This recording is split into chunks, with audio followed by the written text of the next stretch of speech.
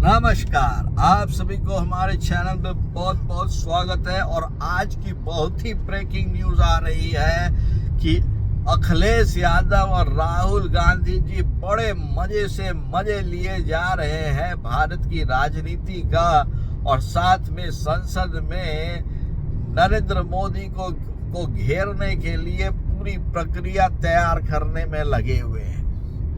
ये तो हम सभी ने देखा है कि जब जब भारत में इलेक्शन होता है और उस इलेक्शन में यदि इंडिया ब्लॉक के नेता हारते हैं तो जरूर बाजू वाले शहर में कुछ दंगा फसाद ये सब हो जाता है। और खासकर तब जब संसद का स्पेशल सेशन या सेशन शुरू होने वाला होता है, क्योंकि इनका यह कहना है कि यदि नाला में कचरा भरा है वो भी मोदी के चलते भरा है, यदि पानी नहीं आ रहा है तो मोदी के चलते नहीं आ रहा है, यदि हमसे कुछ गलती हो गई है तो वो भी मोदी के चलते हुई है। ये मोदी पुराण करते करते इन दोनों भाइयों ने, युवा नेता ने यह करतूत कर दी जिसका कहा नहीं जा सकता।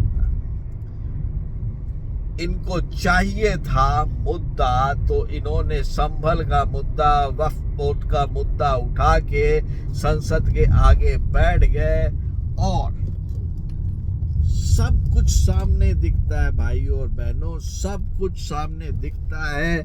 लेकिन मुझे यह नहीं पता 80 में से 80 सीट जीतने वाले, 9 में से 9 सीट जीतने वाले अखिलेश यादव जी को और संविधान की रक्षा सुरक्षा और उसके साथ ही आरक्षण की रक्षा सुरक्षा करने वाले राहुल गांधी को वो सारी चीजें क्यों नहीं दिखती है जो इनको सबसे ज्यादा नुकसान दिला रहा है। और खासकर ये भी बता दूं कि इन दोनों को यह सब कार्य करने में मजा आता है। आज इनके लिए संविधान परंपरा चलती रही, बच गई, और वहां के लोगों ने संविधान को बचा दिया, और वो लोग थे झारखंड के। लेकिन राहुल गांधी बोले कि हम ये कैसे हो गया कि हम हरियाणा हार गए, हमको इस पर बात करनी होगी। अरे भाइयों, यदि आप फतवा जारी करवाओगे तो हारोगे ही ना। पहले लोग रिएक्ट नहीं करते थे, लेकिन 2018 लोकसभा चुनाव के बाद आप लोगों ने जिस तरह से संसद में गंद मचाया, उसके चलते आप लोगों ने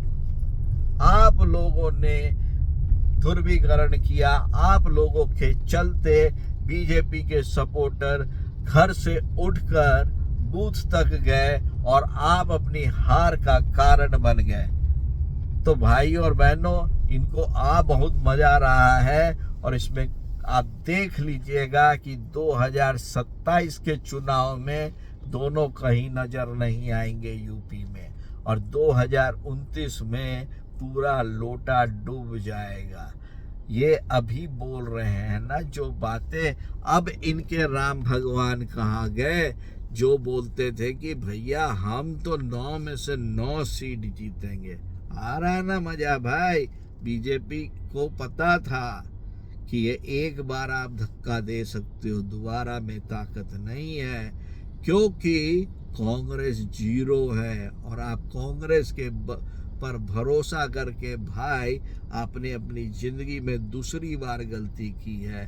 पहली बार जो गलती की थी उसमें लोटिया डूब गया था। इस बार पीडीए चल गया तो आपके चक्कर में कांग्रेस बढ़ गई, आपको कटोरा थमा दिया। और यही सच्चाई है, और इन दोनों भाइयों को बताया जाए।